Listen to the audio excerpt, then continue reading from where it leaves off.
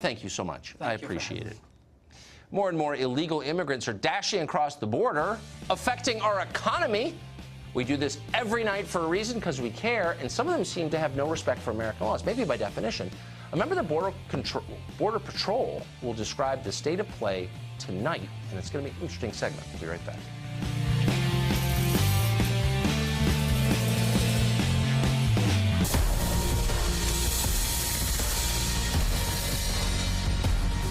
Well, you think violent criminal gangs, you think young men, but like lots of institutions in this world, ms-13 has become more inclusive. In El Salvador, women are banned from ms-13. They are seen as unreliable gangsters. But in the U.S., it's different. Prosecutors in the D.C. area say they're finding evidence that more and more girls are joining ms-13 after arriving here in the United States. Meanwhile, illegal border crossings have surged more than 38,000 in April. That's the highest total of the Trump presidency so far. Brandon Judd is president of the National Border Patrol Council, and he joins us tonight. Brandon, thanks a lot for coming on. It's good to be with you. Thank you. So, to what extent is illegal immigration driving the ms-13 scourge? Illegal immigration has everything to do with ms-13 that we currently see in the United States. When these individuals cross the border illegally, they're coming here to look for different types of work, and a lot of that is in the criminal enterprise, which is ms-13. So, ms-13, the country's deadliest gang, fentanyl, heroin, crystal methamphetamine, all coming over the border, our southern border. So the rate of illegal immigration has a direct effect on safety. So given that, what is it? It seems to have spiked. Why? Well, if you look at when President Trump took office, there was this huge drop, and it was strictly based upon the rhetoric. Everybody believed that if you crossed the border illegally, you would be detained, you would be held for your deportation proceeding, and you would be sent back to your country. I know you laugh. So they're watching CNN abroad, and they actually believed it. They did. They did believe it, which is what you saw this huge drop. But what the American public expected was the American public expected Congress to get behind this president who did such a great job in causing this drop. But Congress didn't act. Our agencies didn't enact the policies that were necessary to detain these individuals. And so we've seen this huge spike, and this spike just continues to go up. Ever since April of 2017, month by month, we've seen more and more illegal crossings, which puts a lot more pressure on myself as I patrol the border and the agents that patrol the border. So in one of those weird ironies that happened only in Washington, Congress justified its lack of action in part by citing the drop in illegal border crossings. You know, what's funny about that is the Democrats continue to cite that. They refuse to acknowledge that we have this increase in numbers that are coming across. But what's funny about that is if any party should want to secure the border, it would be the Democratic Party, because year after year they get beaten up in election after election because they refuse to secure the border. And the American public wants the border secured. And when you talk about securing the border, that's one of the reasons why when President Trump calls for a wall, it allows us, Border Patrol agents, to dictate where the illegal crossings take place. It allows us to be a lot more successful. So if Congress would actually step up and do their job, give the Border Patrol agents and the president the resources that they need, we will secure the border. Well, and if you cared about poor people in America, you'd want to eliminate illegal immigration because they're the victims of it. It's rich people benefit from it. They get cheap housekeepers, but poor people suffer. Well, I mean, we lose jobs to illegal immigrants. When I was in college, when I was at Arizona State University, I worked for a company, Tempcon Concrete. And, you know, I didn't get paid a whole lot of money, but I felt a lot of satisfaction in the job that I did. I would leave the job site and I would see the job that I did. The vast majority of people on my crew were illegal aliens, and I had to compete for that job. Of course. And it lowers wages, obviously. It does. Brandon, thank you for that. It was really interesting. Appreciate it. Thank you. Kanye West tweets about President Trump are still reverberating like a boulder in a pond. One man thinks it's more interesting than you may realize. Jason Whitlock, one of our favorite guests, joins us after the break.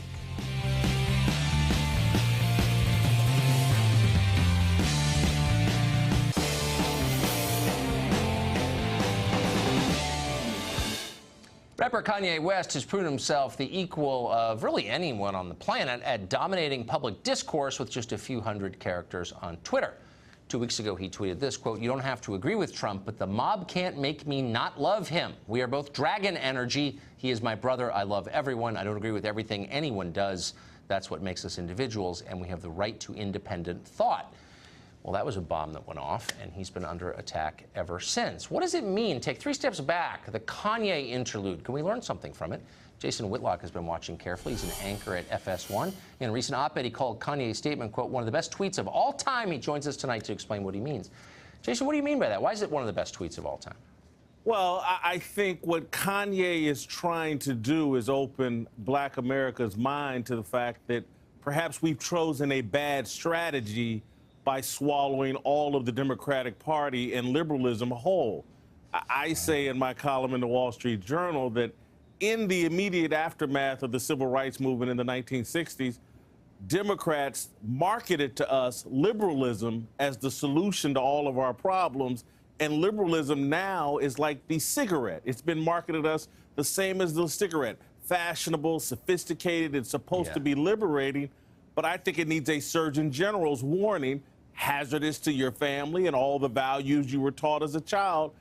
I think us as African Americans, we have to examine, why are we the only ethnic group that has gone in wholly with one political party? No one has to compete for our votes. Exactly. We're chained to an ideology that just isn't working over the last 50, 60 years. Liberalism, the swallowing of it whole. Our families have been destroyed. Our children lost and confused. Our Black men incarcerated and emasculated, and we've moved away from the traditional values that have always defined us. I think we've made a mistake. Well, the thing about politics is if you give your vote away for free, you don't get anything in return. And so maybe the hysterical reaction to the Kanye West tweet is the reaction of a party that knows that once people figure that out, like, it's got a major problem on its hands. So you need to tamp down any independent thought immediately, or else it can get out of control. And it's being tamped down as viciously as anything I've ever seen. You know, when they call in the great writer Ta-Nehisi Coates, basically, I call him the overseer of Black thought. He's there to keep everyone in line with the groupthink that the only solution is liberalism for Black America's problems. If that were the case, our problems would be being solved much faster, because 95% of us are afraid to even admit that we have conservative values, and we've moved away from our church upbringing. We've been the most religious people in America for years, hundreds of years, and we're moving more secular. We're moving away from the church. Our religion now is liberalism, and the Democratic Party is our church, and it's just not working for us. So if Kanye West, who's like not just one of those popular Black Americans, but one of those popular Americans just across the board, if he doesn't stand a chance of just raising this question, because it's a totally valid question, then how, who does? Well, actually, he does stand a chance, because when someone like Kanye speaks out, he creates space for others to speak out. Because anybody that has said, and you got to, Tucker, I'm a non-voter. I don't really like politics much at all. I can see why. If you just say, you know what, I think Trump has a good idea here, you get kicked out of the Black race. Kanye's saying, I don't agree with everything Trump believes in. Kanye, disagrees with Trump and the Republican Party and conservatives on a lot of issues, but he's not willing to cast someone out of the human race just because he disagrees with them. If I cast everybody out that I disagreed with, I would have no one. I agree. I know that feeling so well. Jason Whitlock, it is great to see you, as always. Thank you for doing that. Thank you, Doug. Next up, a California high school encouraging kids to fantasize about the ritual execution of the President of the United States, and when called on it, the extreme bigotry. Of course, that's next.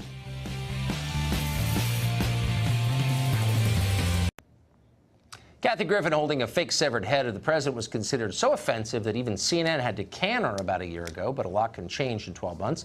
Now, violent imagery can be put up at taxpayer-funded schools, and it's great. A new mural at Mac Charter School in Chula Vista, California, near San Diego, shows the president's head impaled on the end of an Aztec warrior spear.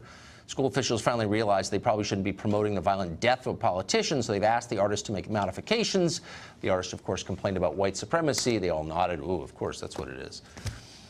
It's changing fast. We're keeping up with it, doing our best. Thanks for the great hour. Good night from Washington. Sean Hannity from New York.